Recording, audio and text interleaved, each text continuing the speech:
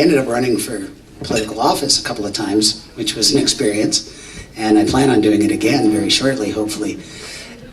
And I do it for myself as much as for the community.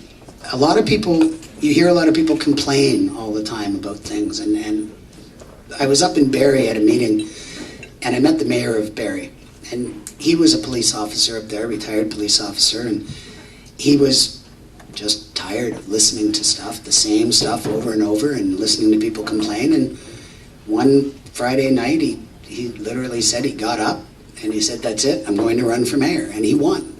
And he won by being honest, by going into his community, finding out where it needed to be helped. And he helped. She said a man was walking through the woods. And as he was walking through the woods, he started to notice trees with bullseyes and arrows in the dead center of every single one. And as he looked, he thought, oh my God, this must be the greatest marksman of all time. I have to find this person. Maybe they're still in the woods. And so he looked around, and finally he came across a man with bow and arrow and a couple of arrows left in his case. And he said, are you the marksman that's been shooting all the bullseyes? He says, yeah, yes, I am. He goes, I have to meet you. My life is going to be better once I meet you. This is incredible. What is the secret? How do you become such a great marksman? He said, well, it's not actually that difficult. He said, first you shoot the arrow, and then you paint the bullseye around it. And her point with this story was, by doing this, you fulfill a need. You don't offer something that nobody wants. You find out what they want, and then you fill the need. So here I was 24 at this point. I was beaten. I was severely depressed. I was scared, bitter, suicidal. And I was becoming increasingly convinced that my life was over for all intents and purposes.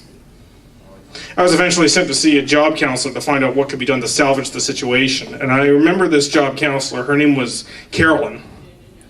And when I was starting to go through the series of misadventures that I had had, she was, taking notes, and she was smiling, going, okay, well, that's good, very, very good. And I finally just exploded, and I said, what the hell is so good about this woman? I'm a 3-time loser, and I've struck out on everything I've tried. Please explain to me what you find so amusing about this. Because on Facebook, I was going on there, and everybody's laundry was all over Facebook.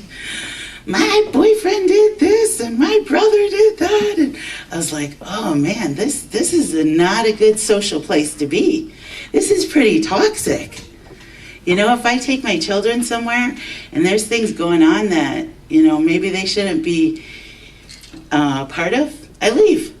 So for me, Facebook was the same thing. I was ready to leave Facebook because it was just too much negativity, too much everybody's laundry. I don't care about everybody's business. I'm worried about good times. I'm worried about community. I'm worried about having fun. I'm worried about enjoying people, right? He was Slovenian, and in Slovenia, during the Second World War, he used to tell this story where they asked him to join the Hitler Youth. And he would tell the story in his thick Slovenian accent, and he would say, I didn't think this was a very good idea, so I said no. So they put me in a concentration camp. But I didn't like it there very much, so I left. You left? Yeah, I left. And, they caught me and they put me back in the concentration camp, but I still didn't like it very much, so I left again. Just that offhanded, that nonchalant about it. So where did you go? Italy. How did you get there? I walked. Just that offhanded. And when you're in situations like that hopefully most of us will never be in a situation like that, you find strength within yourself to do amazing things like walk from Slovenia to Italy. If an employee was having a bad day, there was Jerry, right beside him, sharing with him how to see the positive side of the situation. Seeing this style really made me curious. So one day I went up to Jerry and I said, I don't get it. How can you be a positive person every day? How do you do it? Jerry replied. He said, every day I wake up and I say to myself, Jerry, you have two choices today. You can be in a good mood or a bad mood. I choose to be in a good mood. If something bad happens, I can choose to be a victim, or I can choose to learn from it.